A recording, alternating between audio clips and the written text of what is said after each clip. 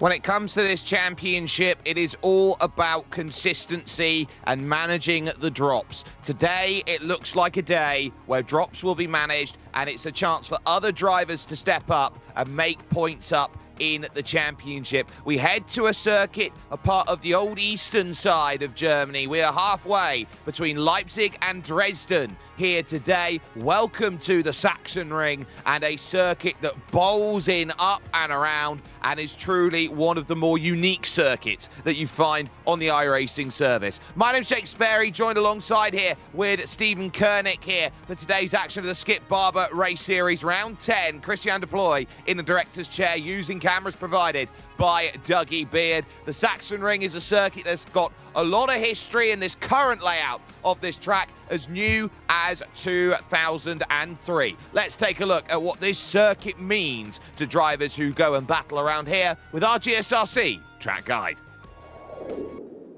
Welcome to the Sachsenring. This former street course is one of the easternmost tracks in Germany, about an hour from the border. The modern 13-turn layout is only 3.6 kilometers, or just over 2 miles in length. But while that might sound paltry in comparison to the old 5-mile-long track on public roads, they pack a lot into this thing. The lap opens with a series of long, sweeping turns, including the Omega, which, from above, makes its nomenclature obvious. The challenge of its never-ending nature flows right into Sternquelle.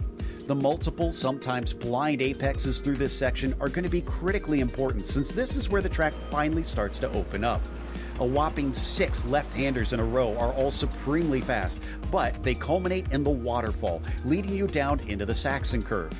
The combination of that and the final turn of Queckenberg might offer chances to overtake, but it'll be tricky. Ideally, you'll want to set it up for the run down into turn 1 at Coca-Cola for the more ideal place to pass.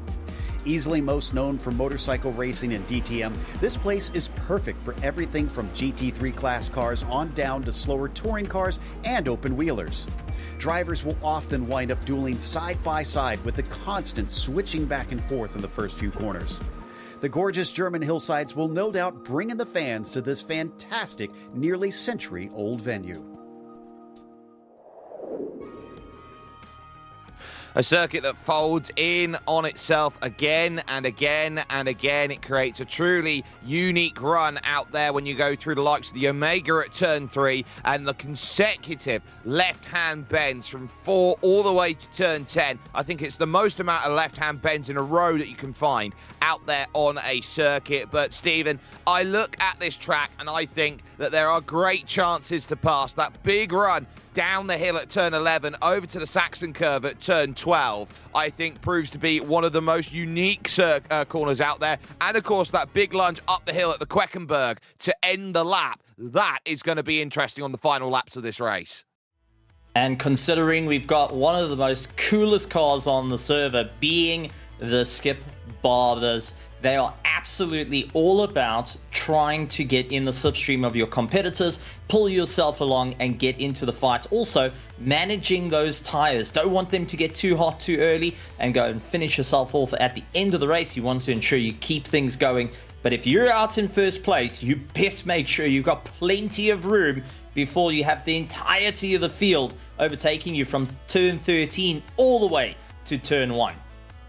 Yeah, so that big lunge of slipstream that you're going to need today is going to be critical, and it's also going to be critical to make sure you've got a car that's got very good rotation here today through all of the very difficult hilly sections around this Sachsenring circuit, sometimes known for the German National Cycling Championships, this place. So keep an eye out on what this track can do over this run. Now, let's talk the championship, because this is an interesting scenario. Most of your top drivers are not here today. No Benny Simonsen, no Augusto Lovasolo. The good news for Lovasolo is he'll automatically pick up 24 points. That's his second drop round that he will use in the back pocket. So for drivers like Sam Devontier, who's here today, for Brian Kelly, who is here today. This is a great chance, Peter Suopanki, to pick up points and to make sure that they can climb up the championship and give themselves a real shot of a top 5 or even a chance to win the championship. For Devontier, he'll be eyeing up victory, which is 35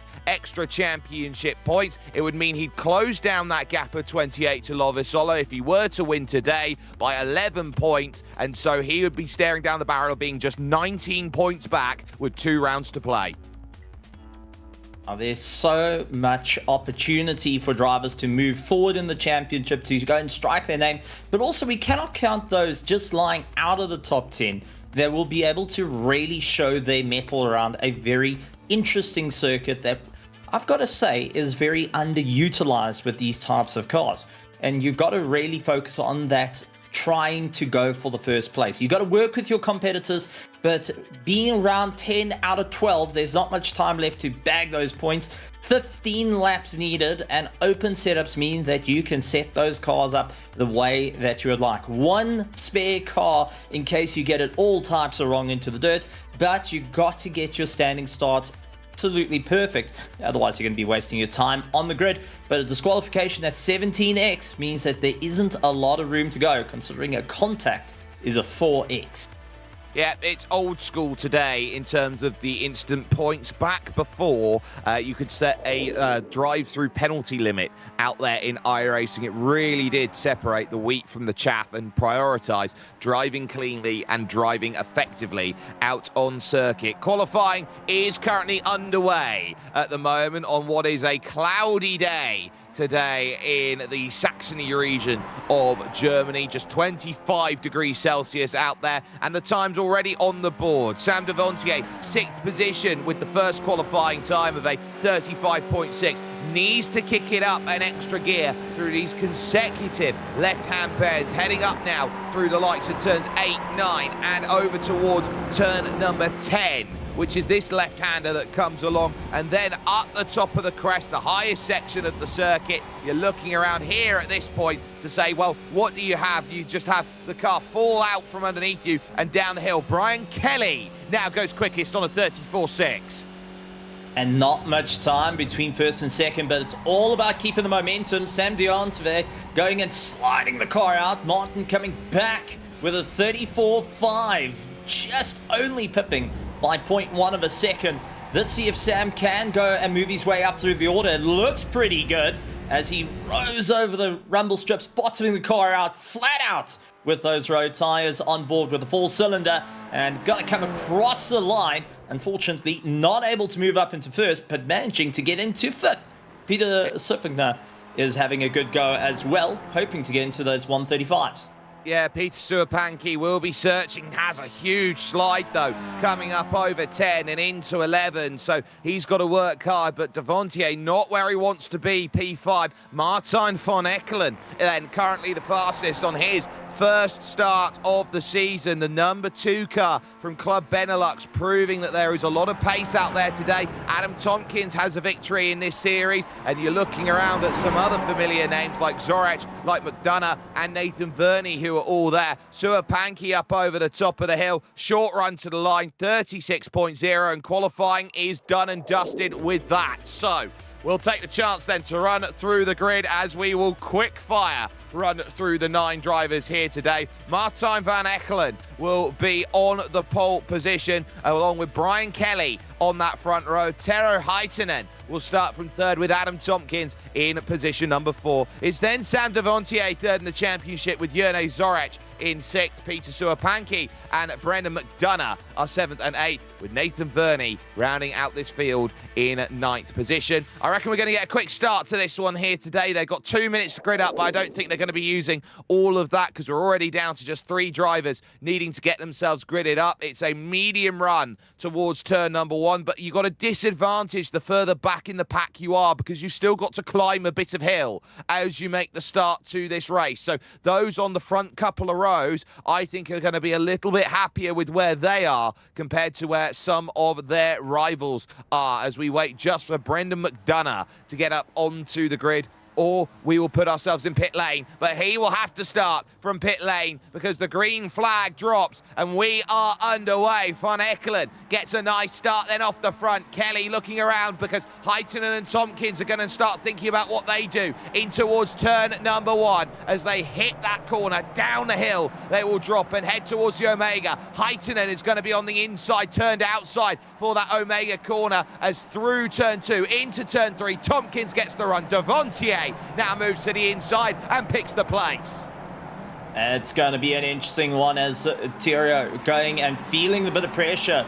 Zanonke right on the back of him, but that is now opened up for Peter to get involved in the fight as our top 4 start to split away from the pack. We leave to the back of the field from 5th all the way down to 8th are in for a fight of note. It looks like Brendan McDonough not having a good time. Nathan Varney going a little bit further back with a big slide and managing to catch it, but we have got the number 3 off, and that's Adam Tompkins, who's losing out 2 positions after going a bit wide. And you know what? He's had contact front to rear with Sam Devontier, who has pushed his way through there at turn 8. So that's a big moment out on track for Tompkins. He's had to try and gather it back through the gravel. He's managed it, and he's now just behind Zorech for position. Zorech sliding wide, though. This is going to be the story of today. Drivers trying to push the boundaries too much around this Sachsenring circuit and then overshooting the run that they need. Out then at the final corner, the Queckenberg, and up the top of the hill, it's going to be a case of Van Ekkelen happy with his gap, but it's too clear at the front. Brian Kelly in second, and already 1.4 seconds to Sam Devontier in third. They'll be looking to build that margin over this race. Here goes Suapanki down the inside. He sees the place go away. Jerne Zorech happy to take that place. It's all about working with your competitors now. You don't want to lose the train too much at the moment. And it does look like Zonkerk has to fight it out with Peter, just communicating, listen, follow me through here. Let's work together. Bit of IndyCar style. But Peter not having any of it, trying to hunt down on the left-hand side. He wants to get his nose in, lift him off the apex, and get on the power as early as he can. Try and get the run to the rest of the field. Yep, and these drivers now are looking around and thinking, well, Adam Tompkins has gone with Tero Heitinen and Sam Devontier. Devontier has done well over this lap, clawing back the gap from 1.4 to 1.2, and so I don't think he's out of the realms of possibility here with Brian Kelly behind Martijn van Ekkelen, who sits there at the front, and look at the level of commitment you need through turn 11. That is as old school as a corner gets. On these Goodrich tyres, they are really pushing it as hard as they can. Kelly running a little bit. Peter Suapanki's in the barriers at turn 11. I think Zorech has had a slide through the middle of the corner and trying to avoid it. Suapanki's thrown himself in the Armco. Oh no, that is a big one. Down 2 places from Rias. Does have a spare car to utilize, but going to have to wait quite some time as we see Adam Tompkins getting the fastest lap time, trying to give a little bit more of a chase. A little bit further down in 4th, but needs to try and stand on the gas as hard as possible as we see likes of Toro in for the fight. Once again, looking for the inside. Couldn't quite get it on the likes of Sam Devontier at the moment. Really having to work as hard as he can. Yeah, so Tompkins through on that last lap then on Tero Heitinen. Zorech has also come into the pits, taking the fast repair, and has got back out and away again or not. I think this might even be a case of redressing position. So here's a look at it through turn 11. So Zorech over the crest then slides, and then look at that from Suapanki trying to take avoiding action. Car is at its most loaded over the top of that hill and down, and effectively you've got a death wish trying to avoid an incident there. Unfortunately, smashing that right-hand front suspension, now having to just go and deal it back. One person that is going to be quite happy is actually Brandon McDonough, who's now up 2 places from where he started. In pit lane, miles back, has gotten past Nathan Varney, like Zorek, and Peter Zupanki at the moment.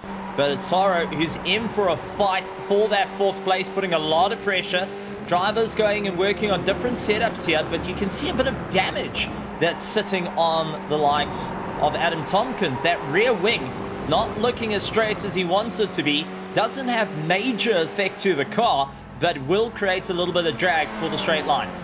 Yeah, that's not great for Adam Tompkins, and he picked that up on lap 1 with Sam Devontier, so he's trying to navigate through that. But I think this is a very interesting game being played by the Midwest driver, Brian Kelly. It must be incredibly early in the morning for him, about 5:30 at the moment in the morning that Brian's racing at this moment, with Martijn van Ekkelen there just in front, and Van Ekkelen in the number 2 car looks behind, running up the hill through these 7 consecutive left-hand bends through turn 6 and looking to try and get the drive off of the exit to descend back down the hill to charge over to the next section of left-hand bends. It's a circuit that effectively, if you took a rubber band and tried to build a circuit, that's what you'd sort of get out of the Sachsenring in terms of how you could mould and ply with this track. But Brian Kelly closing, but waiting for an angle to attack. And I wonder whether this is a case of Brian Kelly waiting for the latest possible moment to make something happen, trying to keep Devontier and Tompkins back.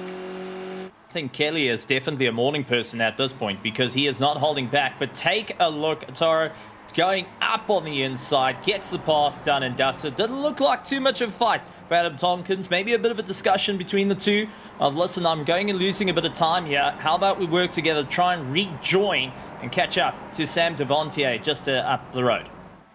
Yeah, and they will try and do what they can to chase out there, and this is what we call tandem running. Try and gain that run. Devontier now with the fastest lap of the race officially on a 34.7 on that last lap. Only a 10th of improvement. Verney here in 7th, still eyeing up McDonough in 6th, and these drivers 20 seconds now off of the race lead. So this is very much a case of these drivers will fight amongst themselves to try and pick up as many points and basically positions that they can. They're reliant on mistakes from the front 5, straight down the inside at turn 1, easy as you like from Nathan Verney. Very, very confident on the brakes. Wasn't loading up the front too much at that point. Just got it tied in. But now let's see how the tires are going to start dropping off. Round about lap 6, they start to feel a bit slushy underneath you, where you have to just try and feel out where the grip is. And for likes of Brian Kelly and the likes of Ekkelen in front, is going to have to really work their way through it now. You'll see the time start to drop off. The top 4 currently running with the best lap times of 134s. That's going to slowly start tapering off into the 135s, and it's all about saving it. Brian Kelly absolutely committed to having a lot of rotation on the rear versus the likes of first place, is utilizing it just to try and put his nose in. Unfortunately, taking a little bit too much curb there, costing him some time. Yeah, well, for Brian Kelly, he'll look at Martijn van Ekkelen and work out that, okay, this is what I've been able to study, as Van Ekkelen puts a 34.5 down on the board and says fastest lap of the race. It has been a really good, I would say, tuition right now for Brian Kelly to understand this is where Martijn van Ekkelen is good on the straights. This is where he's good in certain corners. He's understanding the lines that are being taken here in this field as they now run through the Omega. I look at where Sam Devontier puts himself in 3rd position. He can't get close enough. He's dangling essentially at a 2.5 seconds, trying to reach that group, but never truly being in a position where the group behind of Heitinen and Tompkins can catch as well. These will be good points for Sam Devontier, but good points on a day where your top 2 in the championship are not around. I don't think it's enough to go and win a title, and this is what Sam Devontier is wrestling with. Tompkins again remaining close as they head under the bridge through turn 8. Tompkins waiting for the opportunity, and obviously that little bit of a move of, okay, I was holding you back, is now going, hey, listen, you are now holding me back, as he constantly looks for the attack on the inside line. Can't quite line it up just as yet. And despite the wing damage, he's going to push it up on the inside, on the brakes, swings the car through, getting quite a bit of angle on the exit as he flat out brings it right to the fringe of the circuit. But that's cost him a bit of time and allows likes of Taro to get right into the back of him. Unfortunately, final corner doesn't seem to be where Taro's comfortable, as he has to sit in the slipstream. Yep, so up the Queckenberg is going to be a case of where do you find chances to jump up? Where do you note where the next great move is going to come into play? And the pace here is really starting to ratchet up now at the front of this field. 34 1s and 2s from Von Eckelen and from Kelly. So now you're starting to work out here that you got Devontier who's trying to hold station, but they are driving away at the front because they are forcing each other to drive away at the front. This is much different from the packs of 4, 5, 6 that we've seen over the course of this season. We're seeing a little bit more of an elongated push, and it is going to turn into a case of hand-to-hand combat. It's going to be mano a mano. That is going to be a huge battle, but time's ticking away. If you're going to go and make for the move, you're going to have to do it reasonably quickly now. You don't want to get caught up behind too far. I'm taking a look at Nathan Volley. He's up 3 places from where he started. Sam Devontier is up 2 places. Brendan McDonough is up 1 place. But these two have been at each other's throats. It does look like Brian's going to try it around the outside, getting squeezed to the fringes, trying to bring it back. Slight lift and flat on the power, just feeding it through, just not able to get the run around the outside. He needs to get the nose in, try and force an opportunity, but the angle on the steering is telling me those tires are starting to take a heavy beating on the way. They won't wear, it will just be a case that they will heat. These tyres are like 4 massive Oreo cookies, 1 on each side. I've seen a 12-hour race in Skip Barber's go with just 1 change of tyres out there. As you got at the top right of your screen, Tero Heitinen just about staving Adam Tompkins. Then in terms of position, very aggressive from Brian Kelly. Down the hill, in towards the Omega. Very big lunge through from Von Eckelen here as he goes through the middle and now looks to attack up over the top through 4, now into turn 5 and turn 6, taking an incredibly narrow line through the corner. Fascinating that he gains 1/10 of a second through there, does Von Eckelen, because that gives him the range to not worry so much through 8, 9, 10, up over the top of the crest at turn 11, which is the Ralph Waldmann curve, and then down to the Saxon curve, which is the prime place to see passes done today. He's actually utilizing the curb to help rotate the car. He's loading the front wheel in on the inside of the curb, allows the rear to kick out, which is something you don't get to see too often. Obviously found the trick works around this circuit and with the Skip Barber. Braking a little bit later, gets himself lined up, doesn't want to have the car sliding out underneath him as much as Brian Kelly, who's running a little bit more of a loose setup at this point to just go for top end speed and try and get closer to that 135 kilometers that the cars can get to. Well, they know that they can jump up over the top 160 Ks. They now hit on the straight, and looking at the braking zone as they hit their marks, it's 180 almost as they go in towards turn number 1 out there. Devontier sliding massively through the opening corner. He had brought back a couple 10ths of a second with a 34-1 of his own. Took about 3 or 4 tenths of a second off the group in front. Devontier is having to really go into the tank to keep this group honest at the front. They can't afford to battle amongst themselves at this stage with 7 laps to go at the Sachsenring. But what this is a case of 5 drivers out there spread by 5 seconds, but each to their own, having to keep each and every other driver out there honest to their pace. Nobody can switch off for 1 corner on this circuit. And with 7 laps to go, it's all or nothing. Adam Tompkins still on the hard charge, trying to figure out how he can get past the likes of Haitian at the moment. Look for the inside line, just not close enough to make the lunge. Once again, taking a very tight line to see if he can make it work. Unfortunately, just not close enough to the gearbox of the likes of Heitinen at the moment. Look, once again, round the outside, didn't quite work out. Had the door firmly closed on him, putting the power back on.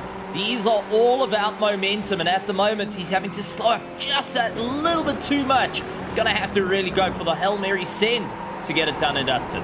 Well, trying to cross him up now, up the Queckenberg, and then over the top of the hill to get to the end of the lap. 34 flat as flat can be from Brian Kelly. Heitinen then sees that there's a lift off from Adam Tompkins, doesn't want to make the move into turn number 1 as they chuck it down the hill. Very easy to spin down the hill off the exit or even understeer wide if you're too early on the power at turn 1, and then you descend through the rapid. down to the Omega as you go round the island of trees there on the inside and back up the hill. Once again, it's so important to get that drive up over the top, but Tompkins and Heitinen stay exactly as they are. At this moment, the pressure is really telling that laps are very inconsistent, 3 to 4 tenths between each and every one. And look at Tompkins try and pick that pocket out of 6 in towards turn 7. He's not going to be close enough, into 8. Not close enough yet to make that move, and now we'll have to wait for the 2 consecutive lefts of 9 and 10 before gearing it up over the crest then to get that move done at Ralph Oldman, turn 11, through the right up under the gearbox. Can't quite get a run. Kelly to the outside of Von Ekelen trying to get this done. He'll now have to go around the outside of the Queckenberg to get the pass done, to get that move finally up to the top, and with huge amounts of power, he's got drive. And Van Ekelen, unfortunately, couldn't get the power on too early, otherwise risking the rear to step out underneath him. And Kelly managing to finally move himself up into first place, only by a little. But Van Ekelen coming back at him, side by side they go. And not gonna back down from the fight. Looked for the undercut, couldn't quite get it done. Kelly now has to try and keep the pressure up. He's been waiting the entirety of the race, going and scouting out every line that Van Ekelen's been doing. Until now, he's going to have to put all that learning to good use to go on the defense, trying to get the car a little bit more angled into the corners. Van Ekelen having to just try and straighten things up. Not going to be a happy camper on this. Needs to try and get back behind that gearbox. He knows that Kelly is not having too much of the straight line ability, but if he can get him through the corners just on the exit, possibly getting involved in the fight. The tires just seem to be battling with him. It's becoming a little bit of a slush puppy affair to deal with on the steering. Well, this is where Van Ekelen here has been certainly searching about for his line. He's been pretty much like a spaniel in an airport, the way he's been sniffing about for a position. He's not quite been able to find what he needs. Now down the hill, Tompkins thinking of the outside into the Saxon curve here, but it's covered off on the inside by Teddo Heitinen, who's got to really fight through the middle of the corner here. These long corners out there, you just got to wait and hold the throttle, wait to pin the foot down to the floor, and when you can charge up the hill and get that run. But again, it's a case of Adam Tompkins sitting in 5th position and only having the ability to wait and watch in this scenario as they sit now going on to lap 12 of 15. They've only got 4 laps to figure this out between them right now, and this is being a case of we will wait to the final lap because you have no chance to react if you get a move done on lap 15 of this race. I think Adam Tompkins has definitely got the cornering over Heitinen, but just due to that damage on the rear wing, he's not getting the top end necessary to make it stick. So having to try and figure out where towards sector 2 is going to be the best opportune moment for him to get by and try and lock down the straight line, as Brian Kelly also taking as much of the track as possible, lining himself up. And take a look at Van Ekelen getting a phenomenal drive on the inside and looking to try and get the pass done and dusted, forcing Kelly to the outside off the apex. And this is bringing Sam Devontier into the mix as well. Unbelievable. Brian Kelly, I think, caught himself on the wrong type of shift. He said he almost blew up the engine as he went on up through the gears. Very rare to see that. So Brian Kelly here is really pushing out there, and look at what it's done. It's brought Sam Devontier to 0.8 of a second. This suddenly becomes a more complex equation in this race. 3 laps to go, 3 to fight. Kelly dips tyres in the gravel, and Martijn van Ekelen now is looking to try and get that race lead back up over towards turn number 1. He will start thinking about again, but once more on the long run. Not quite there. Suddenly Devontier gets his eyes wide and realizes, I'm racing for the win. And Devontier has been waiting all race long for this opportunity, but 3 laps to make it work against 2 very fierce drivers. The only thing he can hope at the moment is they've worn their tires just a little bit. They got enough heat into them that is making it a little bit more difficult for grip.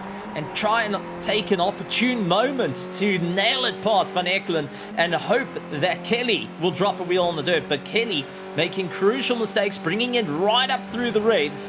And unfortunately, due to these cars not having a rev protection, you got to keep your eye on that rev counter at all times.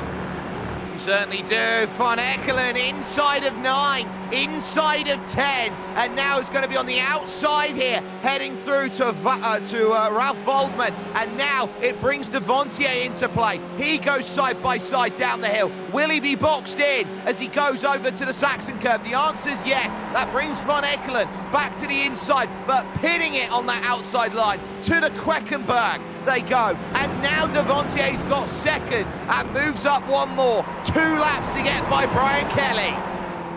He's waited long enough, maybe got it just enough in the tank to try and fight it out, but don't count out Van Eekelen yet. He is fighting as fast as he can. Sam Devontier, fastest lap time in that lap, now needs to try and get round Kelly, stuck on the outside, not going to help him out. Since he did the same thing to Van Eekelen, he has to try and make this work. Otherwise, Van Eekelen's going to be able to get the drive on him and put him back into third place.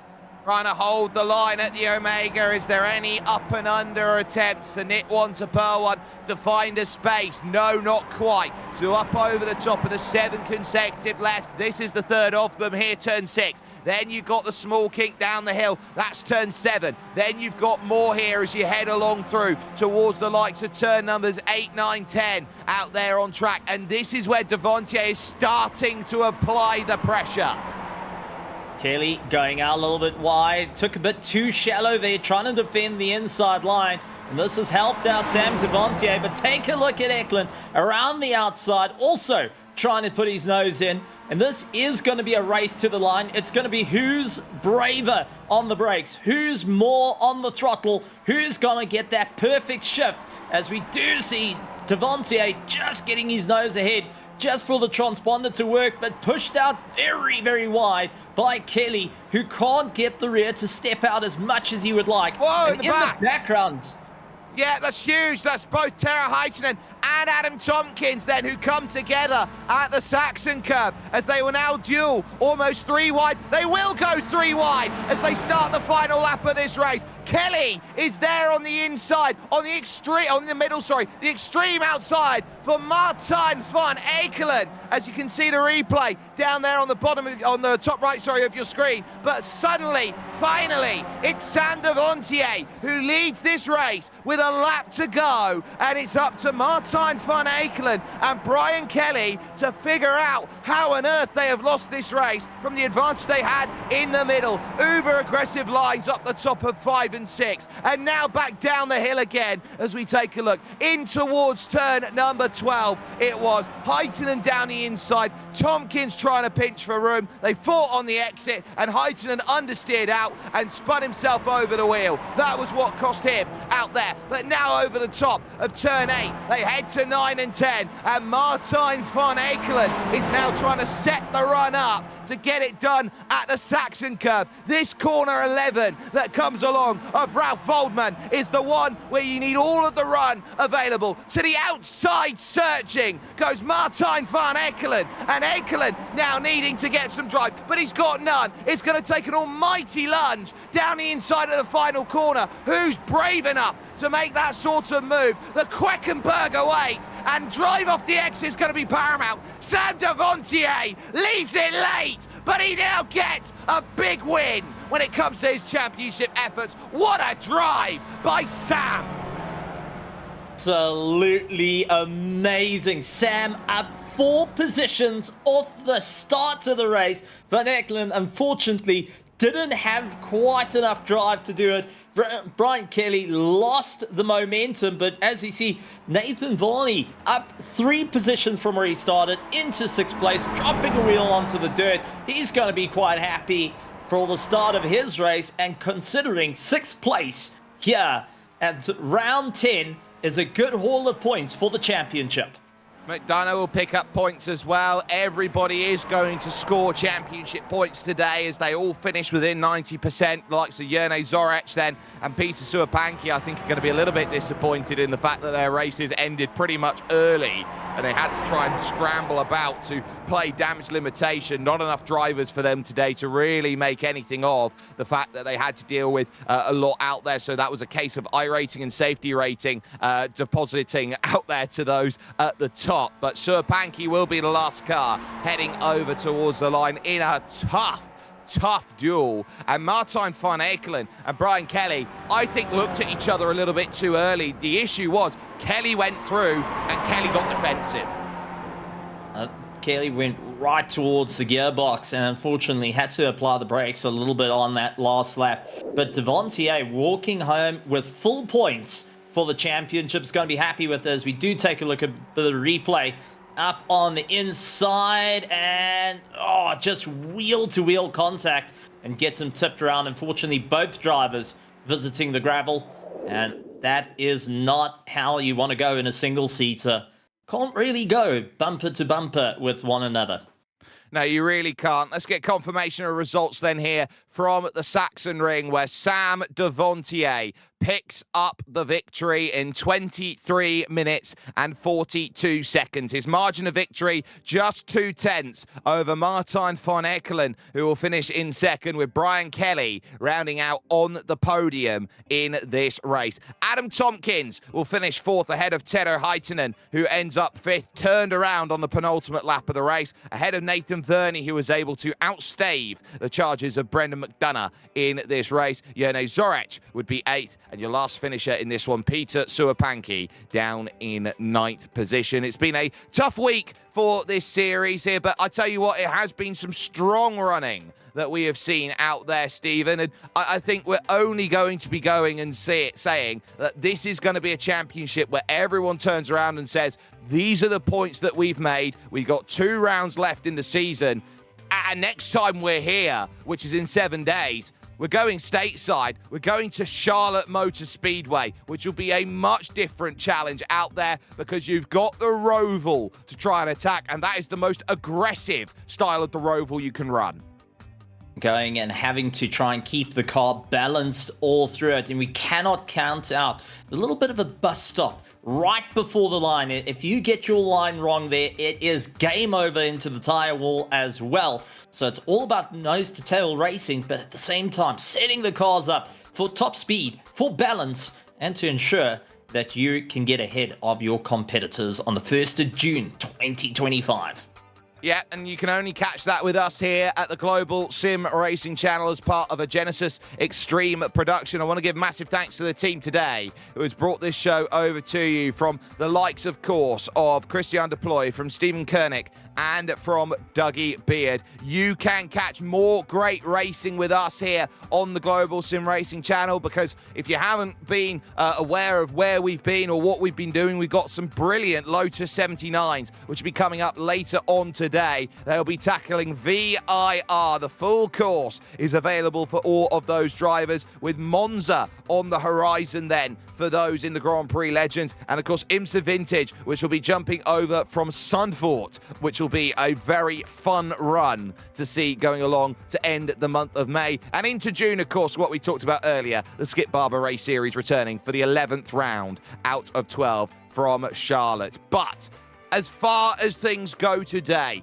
this was about, can I pick up points where drivers maybe don't want to risk having a race around this place? Maybe looked at this one on the calendar and said, that's a drop round in my eyes because I don't understand this circuit and it's not quite my cup of tea. But today for Sam Devontier, it's simple. Maximize your points all. Keep this championship alive. While Lovasolo's not here, he does pick up the championship lead. But it does now mean that Sam Devontier is the nearest challenger. And it does mean that Charlotte becomes one very, very important round with just a couple of races to go. We'll see you in 7 days for when we head stateside.